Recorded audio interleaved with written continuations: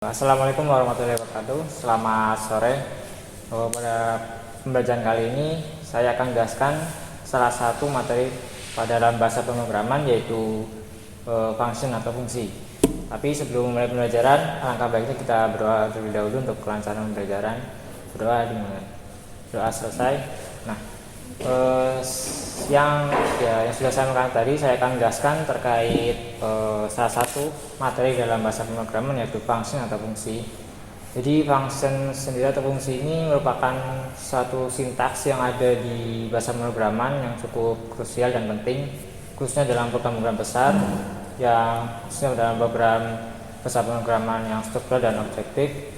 Itu fungsi sangat penting untuk digunakan untuk dalam membuat sebuah program tidak terlalu kompleks dan mudah dipahami.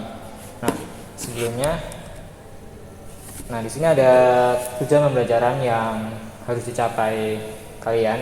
Jadi yang pertama, siswa mengidentifikasi dan merumuskan masalah tentang fungsi dalam bahasa pemrograman dengan benar. Jadi kalian harus bisa merumuskan masalah dari fungsi-fungsi yang kalian buat, kemudian kalian bisa memperbaikinya ke dalam bahasa pemrograman yang benar. Kemudian yang kedua, siswa mampu menjelaskan konsep dasar fungsi pada bahasa pemrograman. Jadi untuk memahami sebuah fungsi, kalian juga harus bisa memahami konsep dasarnya agar lebih mudah ke depannya. Yang ketiga, siswa mampu memahami sintaks dan cara membuat fungsi untuk mengurangi redundansi kode. Jadi untuk pemahaman sintaks fungsi itu sendiri bisa kalian pahami agar dalam membuat sebuah kode kalian tidak menimbulkan redundansi kode. Yang keempat, siswa mampu membuat fungsi dan menggunakan argumen dan return value. Nah, jadi di dalam materi function nanti ada materi return value yang akan saya sampaikan nanti. Dan yang terakhir, siswa mampu menerapkan konsep fungsi pada program untuk menyelesaikan masalah sekitar yang bisa diselesaikan dengan konsep fungsi. Nah, fungsi atau function, jadi fungsi itu menjadi salah satu sintaks yang penting dalam bahasa pemrograman, baik itu bahasa pemrograman berorientasi objek atau yang struktural. Karena dalam bahasa pemrograman yang cukup kompleks, fungsi ini menjadi sangat penting dan krusial karena bisa meminimalisir kode menjadi lebih mudah dipahami dan juga sangat penting lah. Jadi setiap program-program besar pasti ada sebuah fungsi. Nah, di sini pengertian fungsi itu sendiri merupakan sebuah blok kode yang dapat dijalankan untuk melakukan tugas tertentu, dipanggil kembali di dalam program dan digunakan untuk mengorganisasi kode menjadi unit yang lebih kecil dan mudah dimengerti. Nah, yang seperti yang sudah saya sampaikan tadi, fungsi ini menjadikan sebuah kode, kumpulan kode itu menjadi unit yang lebih kecil dan mudah dimengerti, sehingga penggunaan fungsi ini menjadi hal yang penting untuk kalian pahami. Nah, fungsi juga dapat menerima input, melakukan operasi dan juga menghasilkan output. Jadi dalam sebuah program, fungsi ini nantinya akan bisa mendapatkan sebuah input dari inputan programmer, dan juga dalam fungsinya itu akan dilakukan sebuah operasi yang akan menghasilkan sebuah output. Nah, selanjutnya untuk mendefinisikan sebuah fungsi itu ada dua cara. Yang pertama adalah standard library function, kemudian yang kedua ada programmer atau user defined function. Nah, yang pertama, standard library function ini merupakan cara mendeklarasikan sebuah fungsi. Jadi fungsi ini sudah disimpan dalam sebuah package atau library. Jadi dalam package atau library tersebut function itu disimpan dan bisa digunakan dengan mudah oleh seorang programmer. Jadi ketika seorang programmer ingin menggunakan sebuah fungsi dalam library tersebut, seorang programmer harus mendefinisikan header filenya terlebih dahulu. Nah, di sini standar library fungsi merupakan fungsi standar sudah disiapkan oleh bahasa pemrograman. Nah, artinya library function ini sudah disiapkan oleh bahasa pemrograman itu sendiri, ataupun bisa dibuat oleh seorang programmer, tapi itu lebih kompleks lagi. Nah, dan untuk menggunakannya adalah menuliskan header file hanya dengan perintah #include. Jadi untuk menggunakan library function ini, seorang programmer harus menuliskan header file yaitu include, kemudian spasi diikuti dengan nama library-nya. Misalkan dalam bahasa pemrograman itu ada library IOStream. Nah, jadi seorang programmer harus menuliskan hashtag include spasi IOStream untuk menggunakan library tersebut. Nah, kemudian yang kedua ada programmer atau user defined function. Nah, sesuai dengan namanya, jadi function ini dibuat oleh seorang programmer itu sendiri atau user itu sendiri. Nah, fungsi yang dibuat sendiri oleh programmer yang akan digunakan di program yang akan dibuat. Jadi programmer atau user itu harus membuat function itu sendiri dalam program tersebut yang nantinya akan digunakan di program tersebut. Jadi ini beda dengan library karena si programmer harus mendefinisikan fungsi tersebut di dalam program itu. Kemudian, nah, sini ada structure function. Jadi untuk membuat sebuah function, kalian harus bisa memahami strukturnya terlebih dahulu. Karena untuk membuat sebuah function harus ada ketentuan-ketentuan yang harus diperhatikan. Karena jika ada ketentuan yang tidak pas, maka akan berakibat error pada sebuah program. Nah, di sini bisa dilihat di base yang pertama di sini ada return type. Jadi return type ini akan mendefinisikan nilai balik dari si function ini sendiri. Jadi return type ini ketika si function itu dipanggil, dia akan mengembalikan sebuah nilai. Nah, nilai tersebut harus didefinisikan tipe datanya terlebih dahulu. Jadi di sini bisa menggunakan jenis tipe data untuk return type, bisa integer, bulan, string ataupun char. Nah, ada function yang tidak memiliki nilai kembalian atau nilai return. Jadi untuk return type-nya sendiri itu menggunakan void jika tidak memiliki nilai kembalian. Nah, selanjutnya itu ada nama function. Nah, nama function ini sendiri bisa didefinisikan secara bebas oleh programmer. Jadi untuk ketentuannya itu sama seperti menentukan sebuah variabel. Jadi nama function ini bisa dibuat semau programmer atau user dengan ketentuan ini seperti variabel yang tadi saya sampaikan, dimana untuk misalkan kita ingin membuat dari dua kata itu tidak boleh digunakan spasi. Jadi misalkan nama fungsinya itu nama saya. Nah, jadi penulisannya yaitu nama boleh pakai underscore, jadi nama underscore saya ataupun digabung jadi satu kata. Jadi tidak boleh ada spasi, dan juga ini sensitif terhadap huruf besar dan huruf kecil. Jadi huruf besar dan huruf kecil itu dibedakan dalam nama fungsi. Nah, untuk selanjutnya sini ada parameter. Jadi parameter ini nantinya akan menyimpan nilai yang menyimpan nilai ketika function itu dipanggil. Jadi ketika function dipanggil dalam program utama, pemanggilan tersebut harus menambahkan data atau nilai ke dalam pemanggilan tersebut sehingga si function ini bisa memproses data tersebut. Di parameter ini yaitu berisi sebuah variabel. Jadi untuk parameter di sini ada isinya variabel-variabel dengan ini harus menambahkan tipe data dan juga nama variabelnya. Nah, misalkan nama parameternya itu lebih dari satu, jadi harus dipisahkan dengan koma. Nah, ada function yang tidak memiliki parameter. Jadi ketika dipanggil, si function ini tidak memerlukan tambahan parameter atau tambahan variabel yang ada dalam tanda kurung ini. Nah, selanjutnya itu ada isi. Nah, dalam isi ini itu berisi program-program atau proses-proses yang akan dijalankan oleh function. Jadi ketika si function itu dipanggil, maka program yang ada di dalam function ini akan dijalankan atau diproses, kemudian akan mengoutputkan nilai yang akan diproses oleh si function ini. Nah, di sini juga ada return. Nah, return ini fungsinya untuk mengembalikan nilai hasil dari pemrosesan si function. Jadi misalkan di sini contohnya ini, sini kan ada dua parameter, variabel A dan variabel B. Jadi variabel A dan B ini didapat dari si parameter aktual. Jadi parameter aktual ini menyimpan nilai dalam parameter formal milik si function Kemudian si function ini mengambil nilai dari parameter formal sehingga bisa diproses. Nah, misalkan di sini nilai A dan B diproses dalam si function ini. Nah, hasil pemrosesan yaitu penjumlahan disimpan dalam variabel total, kemudian hasil penjumlahan tersebut dikembalikan atau di return dalam variabel total. Jadi untuk nilai kembaliannya bisa dibalikan. Jadi ketika ingin membuat return sebuah function, bagian return type-nya ini harus diganti dengan nama tipe data. Kemudian yang selanjutnya, nah ya seperti yang sudah saya sampaikan tadi, ada parameter aktual dengan parameter formal. Nah, apa sih parameter aktual itu sama parameter formal? Jadi parameter aktual itu parameter yang digunakan dalam program utamanya.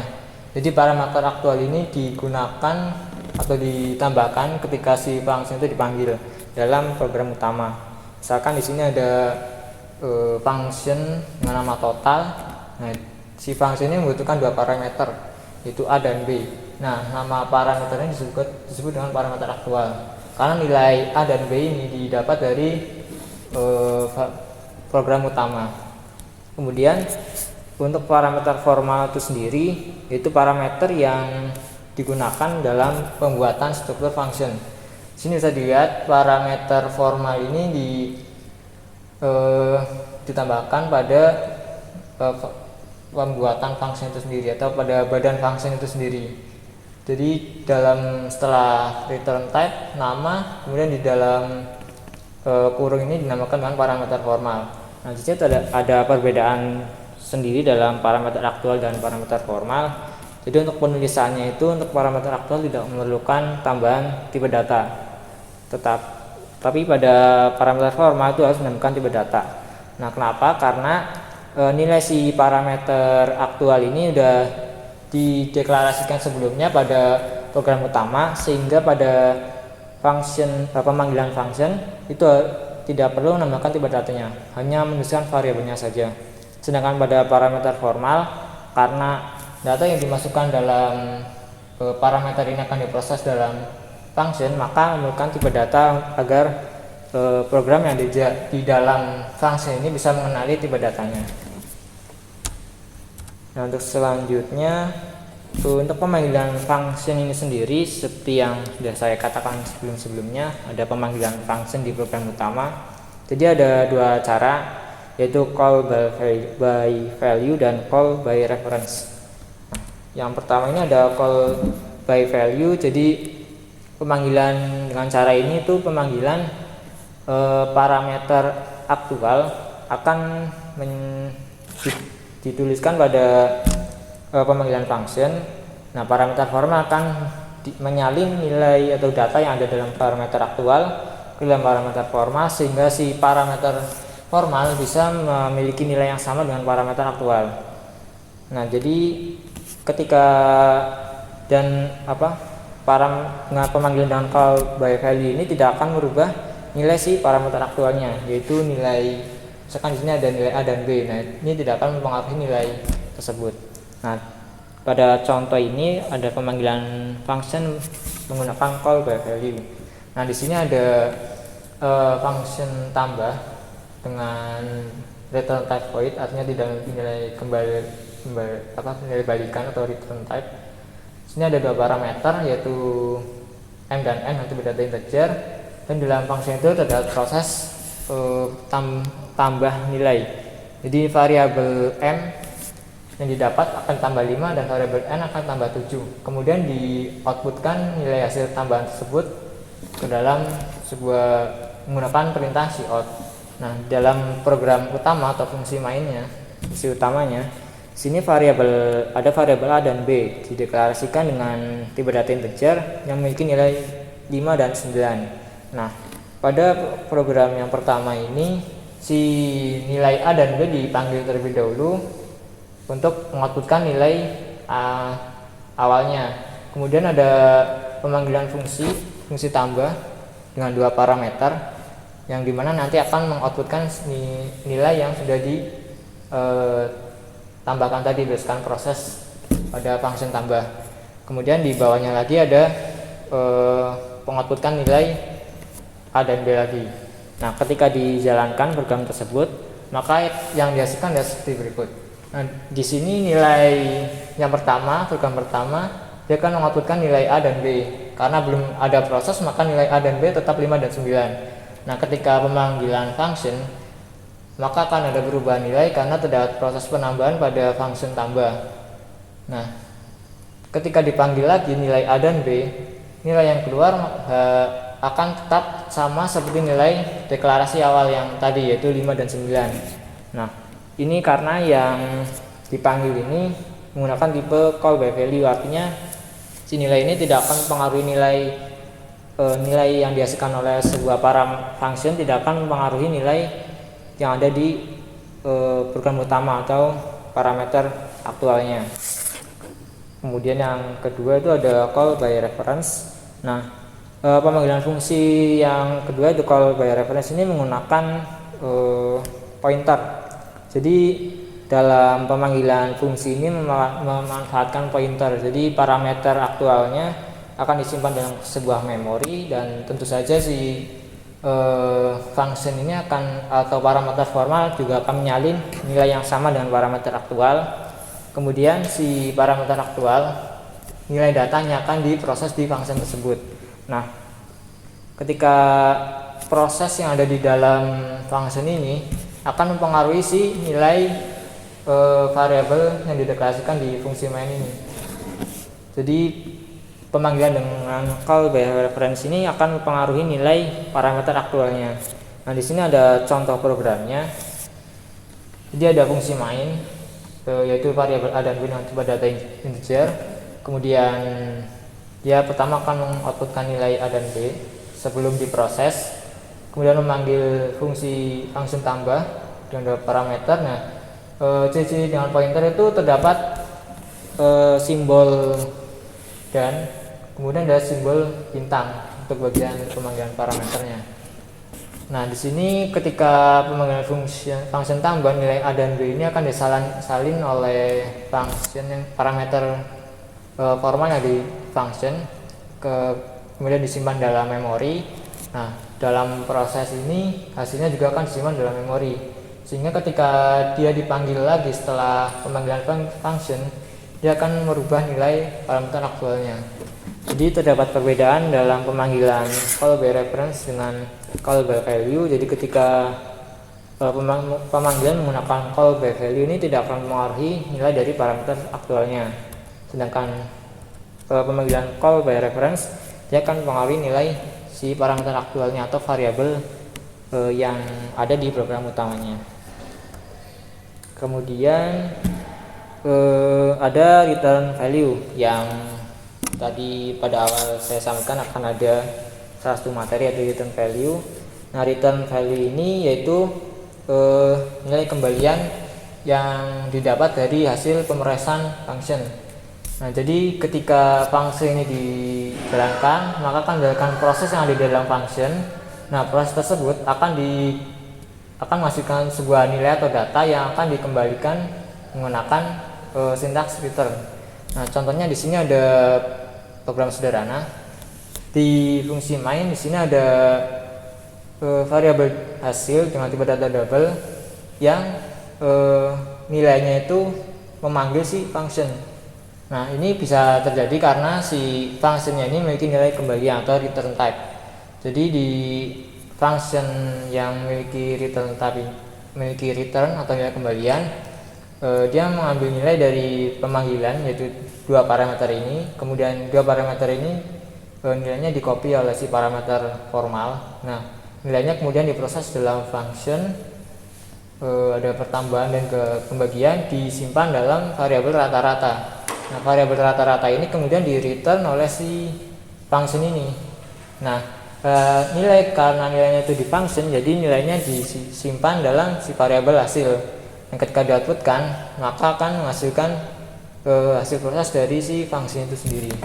Jadi intinya return value itu untuk mengembalikan nilai dari hasil pemrosesan function.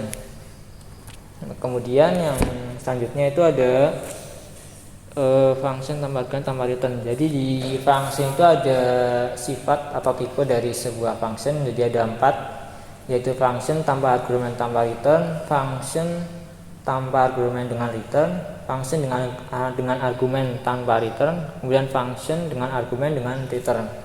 Yang pertama di sini ada function tanpa argumen tanpa return. Jadi function ini tidak memerlukan input namun mengembalikan nilai. Nah, contohnya di sini. Di sini ada function sederhana. Jadi ini tidak memiliki return type, yaitu tanpa return. Jadi menggunakan return type-nya void. Nah, di sini ketika dalam proses function ini hanya menampilkan cout hello world. Jadi ketika function dipanggil di dalam program pertama, maka ya, nilai output yang dihasilkan adalah output data string yang ada di function itu, yaitu hello world. Jadi function ini tidak memerlukan nilai parameter atau nilai kembalian dengan return type. Selanjutnya ada function dengan argumen tanpa return. Fungsi ini memerlukan input nilai, yaitu parameter, tapi dia tidak memiliki nilai kembalian atau return type. Nah, jadi walaupun dia memiliki parameter, tapi karena tidak memiliki return type-nya tetap harus void. Nah, di sini karena memiliki input nilai, di sini juga harus memiliki parameter. Di sini ada parameter dengan variabel name, tipe data string. Destructor function tadi harus memiliki tipe data dan juga nama variabelnya. Nah, di dalam function ini ada program untuk menampilkan string your name is siapa. Kemudian ketika dipanggil, si function ini memerlukan parameter. Karena di sini ada satu parameter, jadi ketika pemanggilan, parameter harus diisi dengan variabel atau nilai dengan tipe data string. Misalkan pada pemanggilan parameter diisi dengan nama Ahmad Fauzan. Jadi ketika dipanggil, maka output yang dihasilkan adalah your name is Ahmad Fauzan, karena nilai name-nya ini atau nilai parameter formalnya ini ditampilkan di perintah cout. Kemudian yang selanjutnya ada function tanpa argumen dengan return. Nah, nilai function ini tidak memerlukan inputan nilai atau parameter, tidak memiliki parameter, tapi dia memiliki nilai kembalian atau nilai return. Jadi dia memerlukan sebuah return type dengan tipe data sebuah variabel, tipe data. Di sini tipe data return type-nya itu integer. Jadi di sini ketika fungsi atau function itu dipanggil, dia akan mengembalikan nilai return dari hasil pemrosesan function range. Nah, function range ini function yang akan menghasilkan sebuah angka random. Jadi ketika dipanggil, dia akan menghasilkan sebuah angka random. Jadi ketika si function get random number ini dipanggil, nilai hasil dari function random di return menjadi nilai si function get random number ini. Kemudian yang terakhir ada function dengan argumen dengan return. Nah, function ini sama yang seperti yang pada contoh-contoh sebelumnya, dia memiliki parameter, dia juga memiliki return type. Karena dia memiliki return type, dia juga memiliki return type-nya itu berdata, yaitu integer. Nah, contoh di sini program sederhananya itu ada function add numbers dengan dua parameter, yaitu integer x dan integer y. Jadi dia ketika dipanggil harus menambahkan dua parameter dengan tipe data integer. Parameter tersebut akan diproses dalam function ini, di return proses penambahan, yaitu x tambah y. Jadi nilai parameternya akan di-outputkan dengan hasil penjumlahan dari dua parameter tersebut ketika dipanggil di program utama. Nah, saya kira untuk materi function ini sampai di sini saja. Mungkin ada pertanyaan. Nah, jika tidak ada pertanyaan, maka akan saya akhiri. Nah, untuk mengakhiri pembelajaran kali ini, angka baiknya ditutup dengan doa. Doa dimulai. Doa selesai. Nah, saya kira sekian untuk pembelajaran kali ini. Selamat sore. Assalamualaikum warahmatullahi wabarakatuh.